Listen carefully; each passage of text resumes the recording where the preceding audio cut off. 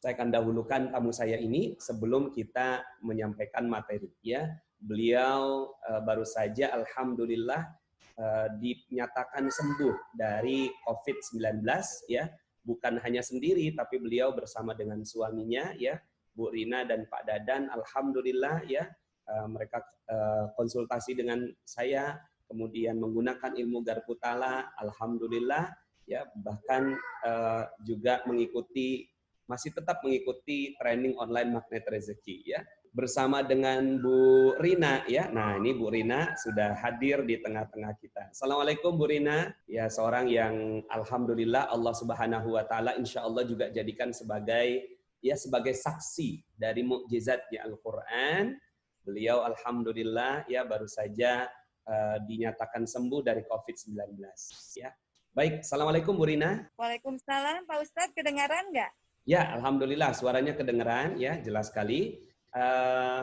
Terima kasih atas kehadiran Bu Rina, dan insya Allah kita siap-siap untuk mendengarkan kisah. Oh, ada Pak Dadan juga, Masya Allah. Ya, Assalamualaikum Pak Dadan.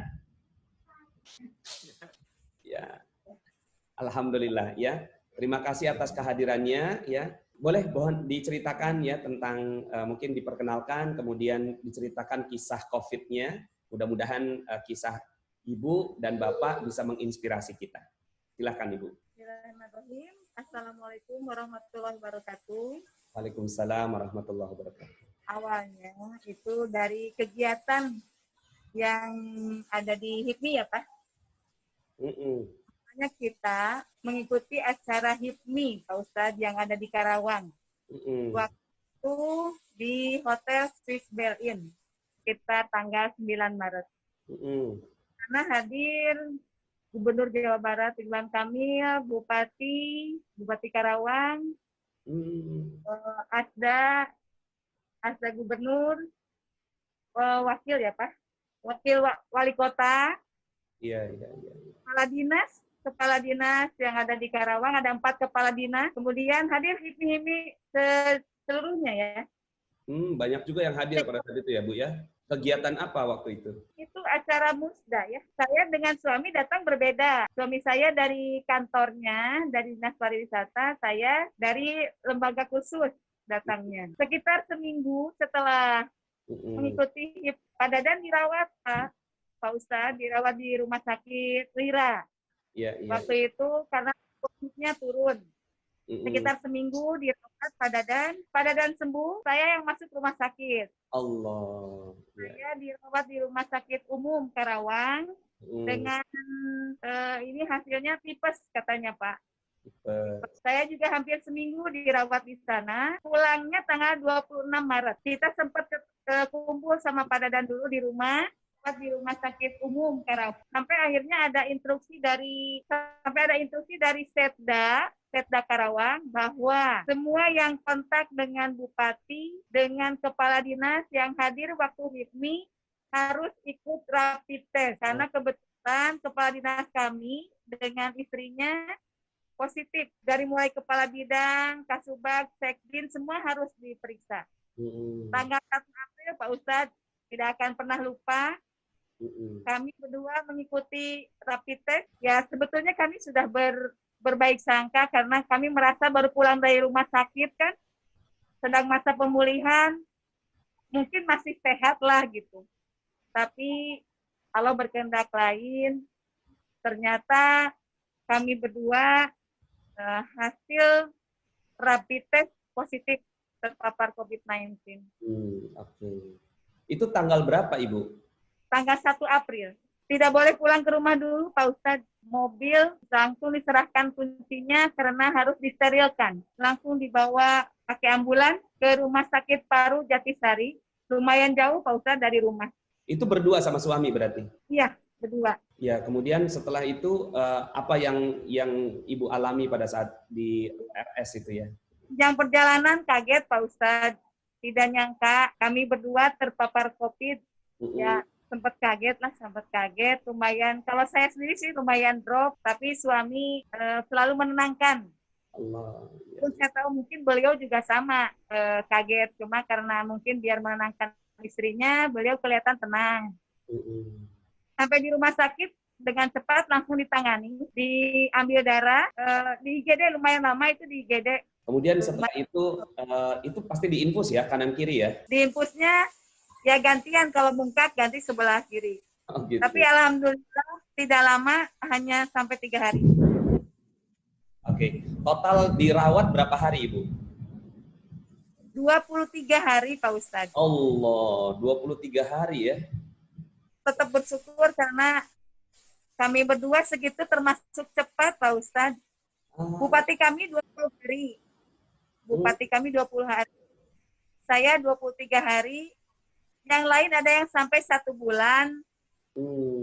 Ada yang belum pulang juga sampai sekarang Pak Ustadz. Allah. Iya. Kemudian awal ngedrop karena tidak bisa berbuat apa-apa, tidak ada yang nemanin, semua diurus sendiri kecuali kalau pas ada perawat. Itu berarti Ibu dengan suami pisah ruang isolasinya berbeda? Pisah kamar isolasinya, yang perempuan dengan perempuan, laki-laki dengan laki-laki. Kemudian pada saat Ibu konsultasi, kemudian ingat ilmu Garputala, dapat ayatnya ayat berapa ya Ibu? Alhamdulillah saya dapat ayat surat Maryam. Surat Maryam. 8 sampai 60. Nah, kemudian apa yang Ibu rasakan pada saat membaca surat itu? Isinya apa sih Ibu? Bahwa nabi-nabi ketika dibacakan ayat suci Al-Quran bersujud, menangis, dan hanya orang-orang yang beriman yang akan mendapatkan balasannya gitu, Pak Ustadz. Iya. Jadi dan saya ingatkan Pak Ustadz selalu bilang bahwa Al-Quran itu adalah syifa. Betul. Sepanjang di rumah sakit itu yang suami saya dan saya lakukan. Hikmahnya banyak sekali, karena dari situlah kami jadi sering dan terus membaca ayat suci Al-Quran, Pak Ustadz. Ini saya munculkan di layar ya, supaya teman-teman semuanya bisa merasakan apa yang Ibu rasakan ya. Saya bacakan ya. A'udzu billahi minasyaitonir rajim. Ulaika alladzina an'ama Allahu 'alaihim minan nabiyyin min dzurriyyati Adam wa mimman hamalna ma'a Nuhin wa min dzurriyyati Ibrahim wa Israil wa mimman hadaina wajtabaina idza tutla 'alaihim ayatur rahmani kharru sujjadan wa bukiya. Yaitu adalah orang-orang yang telah diberi nikmat oleh Allah, yaitu para nabi, keturunan Adam, dan orang-orang yang kami angkat bersama Nuh, dan dari keturunan Ibrahim dan Israel, dan orang-orang yang telah kami beri petunjuk, dan telah kami pilih. Apabila dibacakan ayat-ayat yang maha pemurah kepada mereka, maka mereka menyungkur dengan bersujud dan menangis. Masya Allah. Ya, kharru sujjada wa bukiya. Ini sebenarnya ayat ini yang sering juga saya jadikan rujukan ketika ingin mengatakan bahwa Al-Quran bisa menjadi penyembuh kalau dia ya sampai membuat diri kita bergetar begitu ya. Nah, Ibu, apa yang Ibu rasakan pada saat mendapatkan ayat itu, Ibu? Di saat semua terasa, badan terasa lemah, mual, pusing, hanya dengan membaca Al-Quran bisa menenangkan Pak Ustadz. Allah. Saya juga begitu. Malah suami saya lebih duluan, beliau tadarus Qur'annya lebih duluan. Karena beliau merasakan seperti itu. Mama, lawan. Jangan lemes, jangan mual, jangan tidak berdaya. Baca Al-Quran, baca Al-Quran. Iya. Selalu nyuruh begitu Pak Dadan sama saya. Kemudian Ibu melakukan ini nggak? Ditiup di air, kemudian diminum? Ya. Jadi saya setiap mau minum, pasti membacakan ayat Garputala itu, Pak Ustadz. Iya. Pasti membacakan ayat itu. Di ya, samping membaca Al-Quran. Ya, jadi teman-teman yang menyaksikan video ini ya, Rasulullah SAW itu biasa beliau meruqyah dirinya itu dengan air ya. Dan ini ulama mensahihkan tentang hal ini ya. Nah, tinggalkan kita kadang-kadang kita tahu ayat yang kita baca ya. Yang standar itu adalah Al-Fatihah, Ayatul Kursi, Al-Ikhlas, kemudian muazzatain ya. Jadi qul a'udzu birabbil falaq, qul a'udzu birabbin nas. Nah, kalau seandainya kita dapatkan ayat Garputala, maka itu getarannya hebat. Ketika kita tiup di air, kita minum, maka seluruh sel yang ada dalam tubuh kita itu tunduk pada ayat itu. Jadi ini yang paling penting dalam proses Garputala itu, ya. Nah, kemudian apalagi Bu yang mau diceritakan kepada kita? Ya, itu selain membaca ayat Garputala dan membacakan ayat suci Al-Quran, saya juga itu Pak Ustadz istighfar Nabi Rafiq watub alayya innaka antat tawwabur rahim, itu selalu di saat saya tidak bisa tidur, karena memang Pak Ustadz tidurnya itu sejam kebangun. Apalagi ketika diberikan obat virus yang namanya kloroquine. Oh.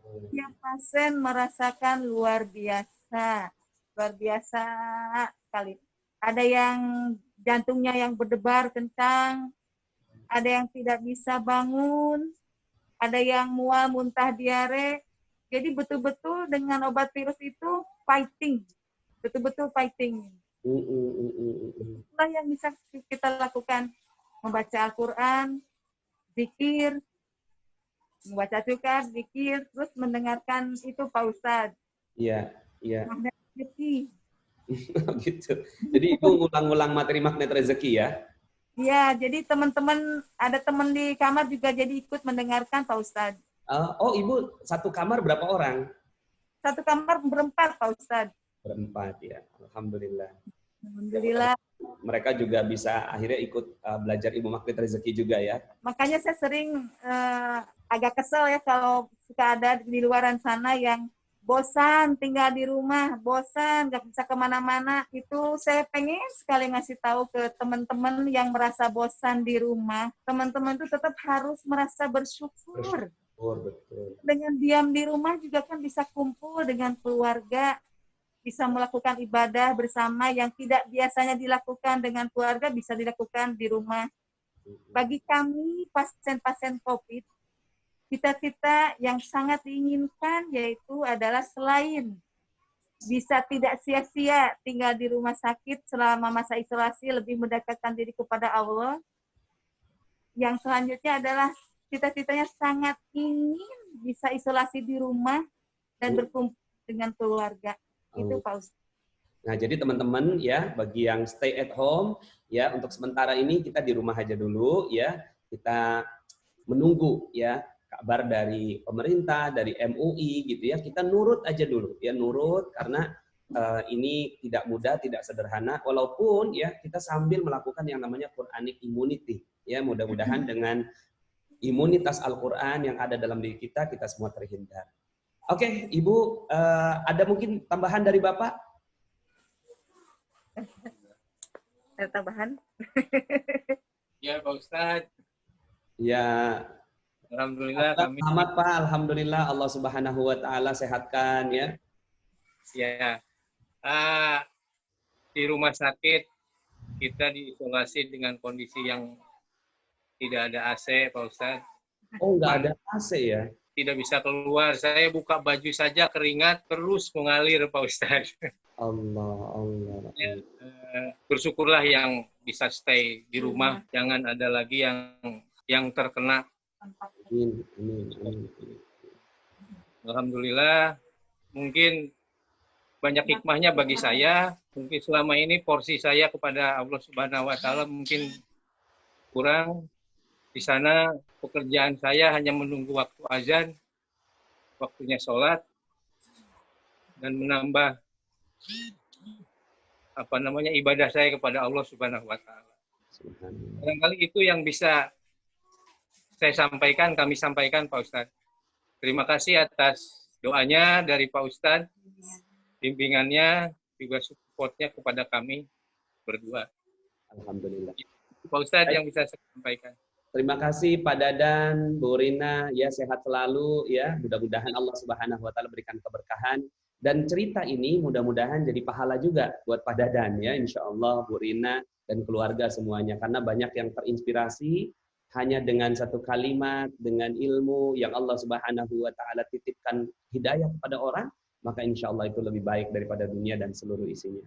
Terima kasih Pak Dadan, ya sampai jumpa lagi dalam kesempatan berikutnya. Ibu Rina, ya ini saya sama istri ini biasanya saya sendirian, ya tapi karena hari ini kita kajiannya kajian samara, ya sakinah mawaddah warahmah, ya maka saya bersama sama istri dengan insya Allah nanti di ujung sana ada Bunda Ucu.